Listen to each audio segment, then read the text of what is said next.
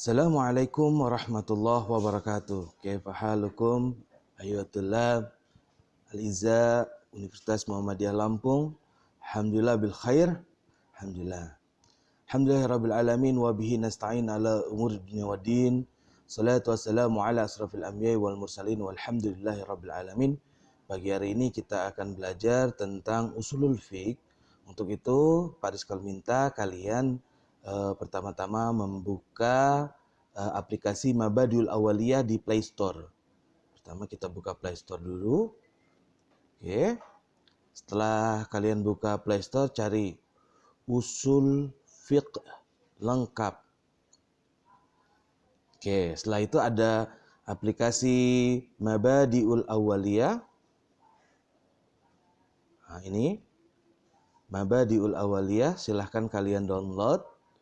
Setelah kalian download, tunggu sampai selesai prosesnya, baru kita akan mulai belajar. Oke, baiklah. Jika kalian sudah membuka Mabadiul Awaliyah, kita akan mulai dari muqaddimah. Ini adalah kaidah-kaidah dalam usulul fiqh, banyak sekali, kita akan belajar semua pelan-pelan. Kita mulai dari muqaddimah. Muqaddimah fi usulul fiqh. Mahwal usulul fiqh. Usulul fiqh itu apa sih? Usulul fiqh secara bahasa adalah suatu yang menjadi sandaran. Al-usul fil lughatan ma buniya alaihi ghairuhu ka asli sajarah ay asas wa aslu sajarah ay dharfiha thabit fil ardi fa usulul fiqh asasuhu. Jadi gini, secara bahasa adalah suatu yang menjadi sandaran, seperti akar yang menjadi dasar tumbuhan sebuah pohon. Jadi kalau pohon itu punya akar, itu adalah dasarnya. Nah, usulul fiqh ini adalah pondasi atau dasar dari ilmu fikih. Nah, jadi sebelum kita masuk ke dalam pembelajaran fikih, maka diawali kita belajar tentang pondasinya, yaitu usulul fiqh. Selanjutnya, al-farqu ma buniya alaihi ghairuhu kafuru isajara li aslihi wa far'ik li usulihi. Sedangkan cabang, jadi cabang furu'nya dari usul fiqh adalah suatu yang didirikan atas suatu yang lain, seperti cabang-cabang pohon yang berdiri di atasnya. Dan fikih berdiri di atas usulnya. Jadi kalau diibaratkan sebuah pohon, pohonnya itu adalah ilmu fiqh dan dasarnya itu, akarnya itu adalah usul fiqh. Nanti di atasnya ada cabang-cabang ilmu. Nah, cabang-cabang ilmu fiqh itu banyak sekali nanti. Nah, menurut istilah, menurut istilah, oke, lihat ya.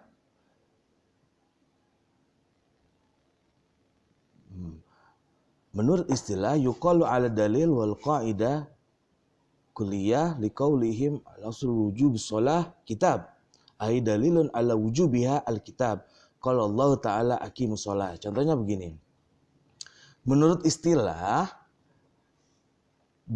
jadi menurut istilah usul fiqh itu adalah dalil atau kaidah kulliyat, seperti misalnya perkataan ulama bahwa dasar wajibnya sholat itu Alkitab atau Quran. Jadi kenapa kok sholat itu wajib? Karena termaktub atau ada dalilnya di dalam Al-Quran, yaitu surat Al-Baqarah ayat 43 yang bunyinya wa aqimus shalah, dan dirikanlah sholat. Contohnya yang lain adalah pendapat ulama yang menyatakan diperbolehkannya memakai bangkai dalam kondisi darurat, emergency. Padahal bertentangan dengan kaidah kulliyat yang berbunyi kullu mayit haram. Nah, kita kan sudah pernah tahu bahwasanya setiap bangkai itu hukumnya haram. Tapi di dalam usul fiqh ternyata dibolehkan memakai bangkai jika keadaannya darurat. Nah, itu. Lalu usul fiqh juga merupakan dalil fikih secara global. Jadi kalau kita melihat fikih, maka dalilnya dalam fikih itu usul fiqh secara global. Lalu seperti kemutlakan al-amr, menunjukkan bahwa wajib mutlaknya mutlaknya nahyu. Jadi gini, amr itu kan artinya perintah dan itu wajib. Sedangkan nahyun atau larangan menunjukkan keharaman. Nah, jika ada suatu dalil yang menyatakan itu adalah larangan, maka sifatnya menjadi haram, mutlak. Nah, tapi dalam kasus tadi ternyata di usul fiqh dibolehkan dalam keadaan darurat. Walaupun ada dalil yang mengatakan innamal dalilnya harrama alaikumul mait. Kita. Oke, selanjutnya setelah kalian sudah paham usul fiqh itu apa, dia adalah dasar dari ilmu fikih, dan ilmu fikih lughatan huwa fahmu. Dalam Indonesianya mudahnya saja begini. Dalam bahasa Arab mempunyai arti al-fahmu. Jadi fikih itu adalah pemahaman, sedangkan dalam terminologi syar'inya, fikih adalah mengetahui hukum-hukum syariat yang diperbolehkan dengan jalan istihad. Seperti mengetahui bahwa niat wudhu merupakan suatu kewajiban dan berbagai masalah lain yang masuk dalam ranah istihadiyah. Jadi gini, jika di dalam ilmu fiqh itu kan ada istilah istihad ya, kita berpikir misalnya niat wudhu itu ternyata kita belajar di fikih kan wajib. Nah, jadi fikih adalah merupakan pemahaman dalam suatu hukum. Nah, dalam ilmu fikih kan dijelaskan ternyata niat dalam berwudu itu wajib. Nah, meskipun niatnya itu tidak dijaharkan, tidak dijelaskan. Wa qala Nabi sallallahu alaihi wasallam innamal a'malu binniyat. Dalilnya adalah innamal a'malu binniyat, rawahu Bukhari.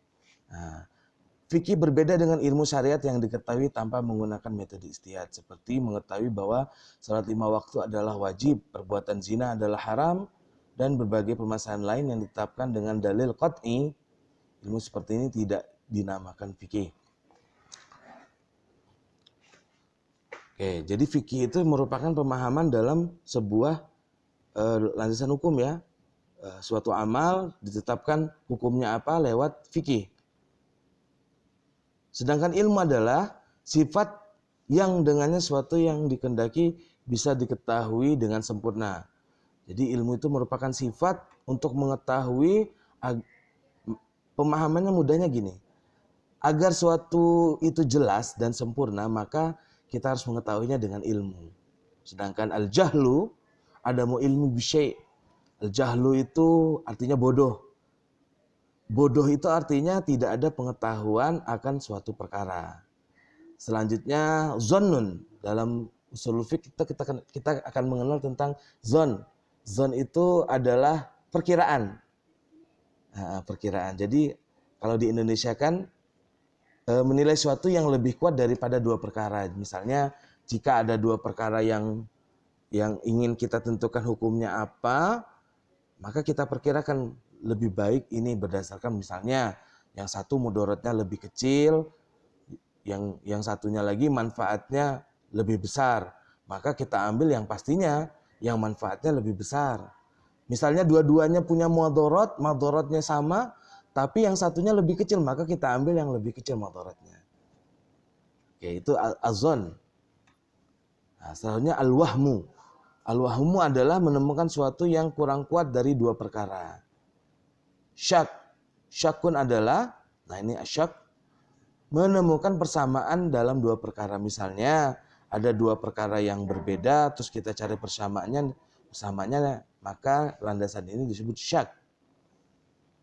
Oke.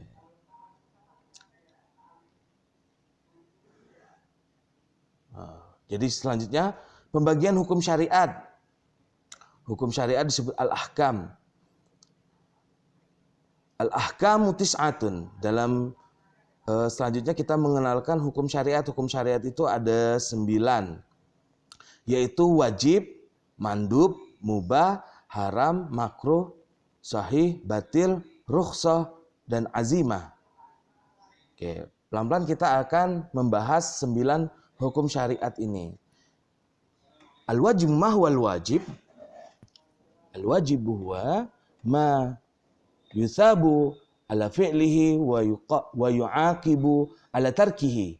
Artinya gini, wajib adalah suatu yang apabila dikerjakan akan diberikan pahala dan jika ditinggalkan akan disiksa atau akan mendapatkan dosa.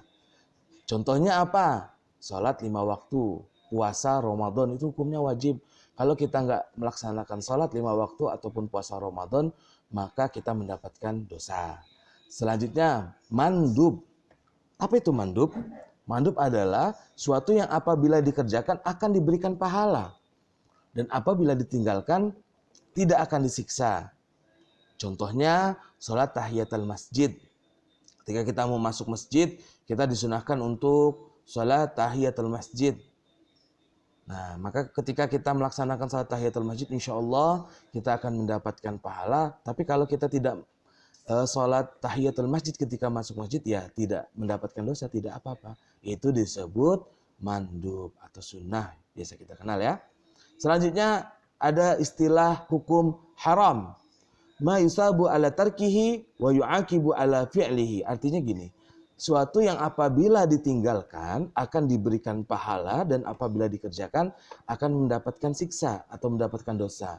Contohnya riba dan melakukan perusakan. Jadi riba itu akan haram. Kalau kita melakukannya atau mencari riba, mendapatkan manfaat dari riba, maka kita mendapatkan dosa. Tapi kalau kita meninggalkan riba, maka kita akan mendapatkan pahala. Selanjutnya, makruh.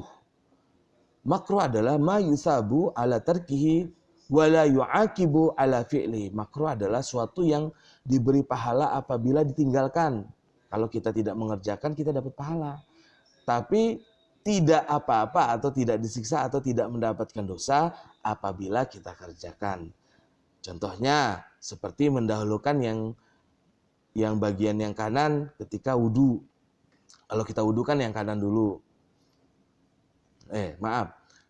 Makruh. Ini itu sunnahnya ya. Kalau makruh itu ketika kita mau wudu kita malah mendahulukan yang kiri bukan yang kanan. Jadi kita kiri dulu. Ya nggak apa-apa kalian kiri dulu. Makruh. Nah, tapi kalau kalian tidak menggunakan kiri tapi yang kanan dulu, maka kalian mendapatkan pahala insyaallah. Selanjutnya mubah. Mubah ini adalah ma yusabu ala fi'lihi wa la yu'aqibu ala tarkihi kanaumi fin nahar. Mubah itu adalah suatu yang apabila ditinggalkan dan dikerjakan tidak apa-apa. Nah, jadi mau dikerjain, mau ditinggalin ya nggak apa-apa. Contohnya tidur siang. Selanjutnya sahih. Ma yajtami'u fihi rukmun wa syartun. Sahih adalah suatu yang di dalamnya mencakup rukun dan syarat. Jadi pekerjaan itu dikatakan sahih apabila rukun dan syaratnya sudah terpenuhi. Jadi dalam ilmu fikih nanti misalnya kita belajar tentang fikih wudu thaharah ya. Nah, itu wudu itu ada rukun dan syaratnya. Harus dikerjakan dulu rukun dan syaratnya, maka wudunya menjadi sah. Salat juga ada rukun dan syaratnya. Kita kerjakan dulu rukun dan syaratnya, maka salat kita menjadi sah. Selanjutnya batal. La yajtami'u fihi ruknun wa syartun. Batal adalah batil, yaitu suatu yang di dalamnya tidak mencakup rukun dan syarat. Apabila kita mengerjakan suatu amalan, contoh wudu ataupun salat, ternyata ada satu rukun dan syaratnya tidak kita kerjakan, maka amalan kita menjadi batal. Nah, tidak sah. Saja rukun. Rukun adalah suatu yang menyebabkan sahnya suatu pekerjaan. Jadi kalau kita mengerjakan suatu, kita melaksanakan rukunnya, maka perbuatan kita menjadi sah. Selanjutnya syartun, syarat. Syartun itu syarat ya. Adapun syarat adalah suatu yang menyebabkan sahnya suatu pekerjaan, namun dia bukan dari bagian atau suatu pekerjaan tersebut. Contoh gini, bedanya rukun sama syarat. Kalau rukun wudu itu kan membasuh tangan hingga siku, lalu membasuh muka, lalu membasuh sebagian kepala dan membasuh kaki, itu adalah rukun wudu. Ya. Sedangkan syaratnya wudu adalah adanya air. Dan syaratnya sholat adalah kita berwudu. Tapi wudu ini bukan termasuk dalam gerakan sholat. Nah, rukun itu adalah semua gerakannya atau semua amalan di dalam wudu ataupun di dalam sholat. Sedangkan syarat, pekerjaan apa sebelum kita memasuki wudu, pekerjaan apa sebelum kita memasuki sholat, itu dinamakan syartun, syarat. Paham tuh? Oke. Selanjutnya adalah rukhsah. Ketika kita belajar tentang ushul fiqh atau pengenalan masuknya kita untuk belajar fikih, itu ada istilah rukhsah. Artinya perubahan hukum dari berat menjadi ringan, atau rukhsah ini dalam bahasa Indonesia artinya keringanan.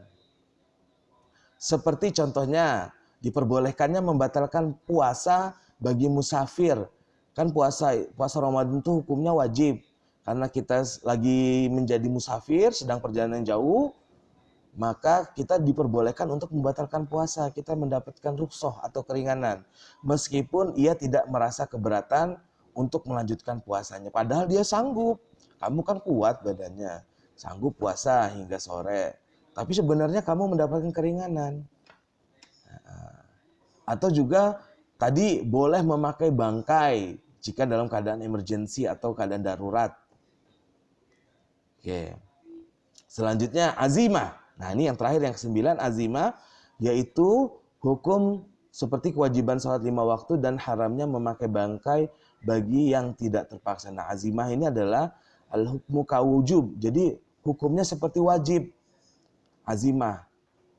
Jadi dia adalah hukum yang definisinya seperti wajib. Contohnya seperti kewajiban sholat. Ya hukumnya ya azimah bisa, ya wajib juga bisa. Atau haramnya memakai bangkai. Bangkai itu kan aslinya haram. Nah, maka ya dia zatnya haram, tidak boleh dimakan. Nah, kecuali tadi dia mendapatkan rukhsah atau keringanan. Ya baiklah, ini adalah pengenalan dari Abi Rizqal tentang usul fiqh. Semoga dapat memberikan manfaat. Jangan lupa kalian untuk mendownload Mabadiul Awaliyah di Play Store. Untuk materi berikutnya kita akan lanjut, insyaallah, setelah kalian memahami 9 hukum dari syarat ini. Terima kasih. Billahi taufiq wal hidayah. Wassalamualaikum warahmatullahi wabarakatuh.